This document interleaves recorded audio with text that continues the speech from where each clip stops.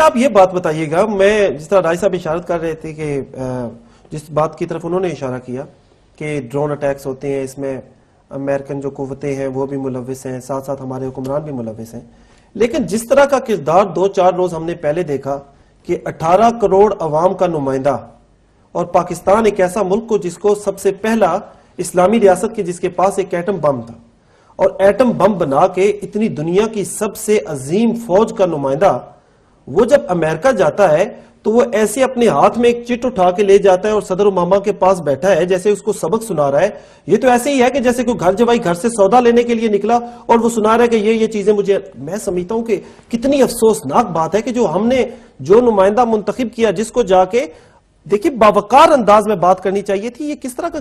کردار ادا کیا؟ سب سے پہلے تو یہ کہ ہم امریکہ کے کوئی خلاف نہیں ہیں، اور امریکہ ایک سپر پاور ہے، اس کو ہم ایکسیپٹ کرتے ہیں. ہم یہاں پر اگر آج یہ بات کریں کہ ہمیں جو امریکہ کے ساتھ جو ہمارے ریلیشنز ہیں وہ کس طرح کے ہونے چاہیے، ہم اگر اس کو اس طرح سے لے کہ ہمارے ریلیشنز ان کے ساتھ انڈیپینڈنٹ ہونے چاہیے. اگر ہم برابری کی سطح پہ بات نہیں بھی کر سکتے، obviously there is a difference between the two states, United States of America and Islamic Republic of Pakistan، لیکن ہم اپنی انڈیپینڈنٹ اسٹریٹجی بنا سکتے ہیں. ہماری جہاں پر کمزوری آتی ہے وہ اسٹریٹجیز پہ آتی ہے، جہاں پر ہماری کمزوری آتی ہے وہ لیڈرشپ کا فقدان ہے، اور جہاں پر ہماری کمزوری آتی ہے وہ تھنک ٹینک کی کمی ہے. اگر ہمارے اپنے ہی اندر اس چیز کی پاور نہیں ہے کہ ہم اپنی پالیسیز کو منوا سکیں، ہم ایون پالیسیز بنا نہیں سکتے، منوانا تو اس کے بعد کی بات ہے، تو تب ہم کسی کو کس طرح سے بلیم کر سکتے ہیں کہ کوئی ہمارے ساتھ ٹیبل ٹاک کرنے کے لیے تیار نہیں ہے. لیکن آپ جب کسی ملک میں جاتی ہیں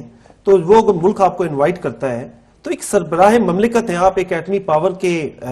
پاور ملک ہے، اس کے آپ سربراہ مملکت ہیں، اور 18 کروڑ عوام کی نظریں آپ پہ ہیں، پوری دنیا آپ کو دیکھ رہی ہے. لیکن جس طرح وزیر اعظم صاحب صدر اوباما کے پاس بیٹھ کے، اور 2-4 چیزیں تھیں ان کے پاس، ڈرون حملے رکوانے تھے، عافیہ کا مسئلہ تھا،